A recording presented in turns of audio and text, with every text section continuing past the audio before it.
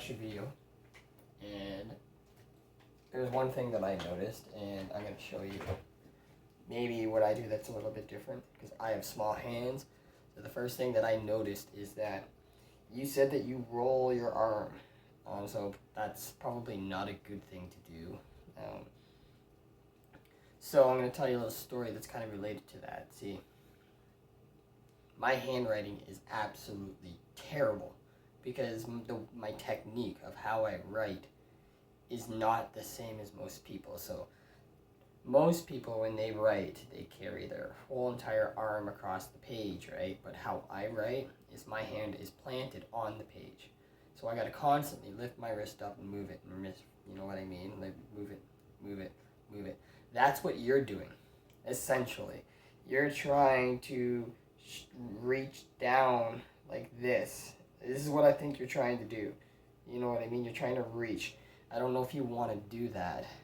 That technique does not sound like it's going to be feeling very good, and that's probably where a lot of your pain is coming from, because that means that your wrist is not doing the tick-tock motion that PG taught us in the beginning. And so the tick-tock motion, when we started,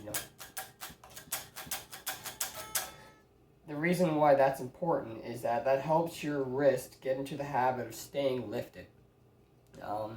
The only time I plant my wrist down here is, I don't plant it here anymore. I used to plant it on the bridge, and that's where I think you're planting it. Now I plant it in the same position that I'm palm muting.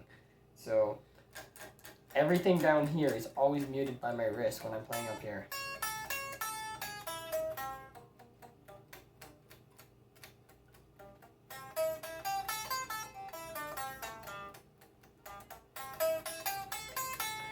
And if you look, my hand is actually all the way down here. I'm literally muting all 4 strings, like the first 4 strings, with my whole wrist. Instead of having it up here and rolling it, which is what I think you're doing. You're just having your wrist stand up here, and you're rolling it because you're basically not, you can mute more strings is what I'm saying. And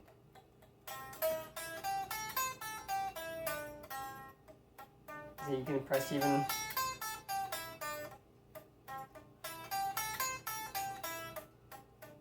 See, I can even go one more.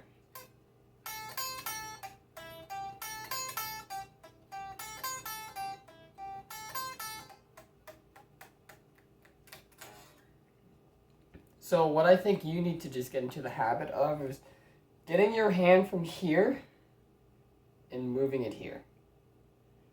Basically on top of the bridge pickup. Try that out and just see what that does for you. Because theoretically, because you do the tick-tock motion here, your wrist should I think 2 years ago, Ides, he learned how to play with a floating wrist. So he doesn't even have his wrist planted anywhere, unless he's palm muting, obviously. But he basically,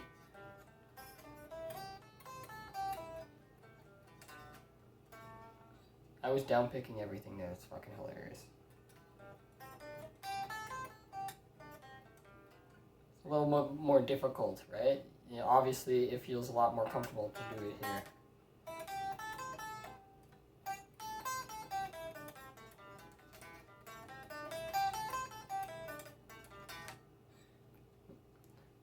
So that's my suggestion to you. That's all I can really get out of what I saw in your video. If you think I'm wrong with what I'm saying, if you actually don't leave your hand up here, just let me know. It's just the only thing that I saw in the video, so I could be wrong with what I'm saying. Could be something else. That's what I saw, though. And like I said, when I write, I have those same struggles. So I could totally see how that would affect your technique in playing guitar, because it affects my writing. Like, here's an example of my writing. There's an example of my writing. I know it's backwards on the screen because, you know, the screen is front of my phone, but just look at those numbers. Can you read those numbers if they were the other way? Probably not. And that's all because of the way that I write. Anyways, good stuff.